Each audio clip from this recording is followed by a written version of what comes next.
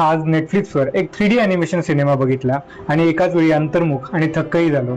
शाळेपासून संसदेपर्यंत प्रत्येकाने हा सिनेमा बघावा असं वाटलं. या सिनेमाचं नाव होतं स्वॅप्ड. सिनेमामध्ये ऑली आणि आयव्ही हे पूर्वापारपासून एकमेकांचे शत्रू मानले जाणाऱ्या प्रजातींचे दोन जीव, जे एका जादुई बीमुळे एकमेकांच्या शरीरात बदलले जातात. जोपर्यंत ऑली आणि आयव्ही आपापल्या शरीरात होते तोपर्यंत त्यांना कळलंच नाही की ज्याला आपण शत्रू मानतोय तोही त्याच्या जगण्यासाठी झगडतोय.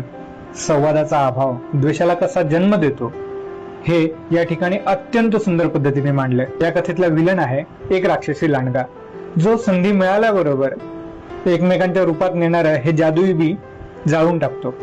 का?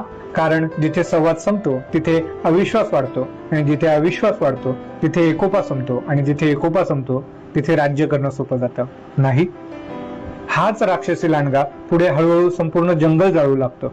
खरं सांगतो, हे एकमेकांच्या रूपात नेणारं बी मला आपल्याकडच्या संतांसारखं वाटलं, जे माणसातील दरी मिटवतात आणि संवाद वाढवतात. आणि राक्षसी लांडगा म्हणजे पूर्वापार संतांचा छळ करणारे, माणसात भीती निर्माण करणारे आणि त्यांच्यातला संवाद संपवणारे राजकारणी वाटले.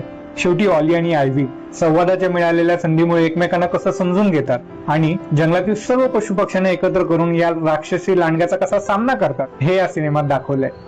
सध्याच्या अविश्वासाच्या काळात जिथे परस्पर संवाद संपत चाललाय, अशा काळात हा सिनेमा खरंच संवादाचं बी घेऊन येतो आणि तुकाराम महाराजांच्या एका अभंगाची आठवण करून देतो, जावे त्याच्या वंशा तेव्हा कळे.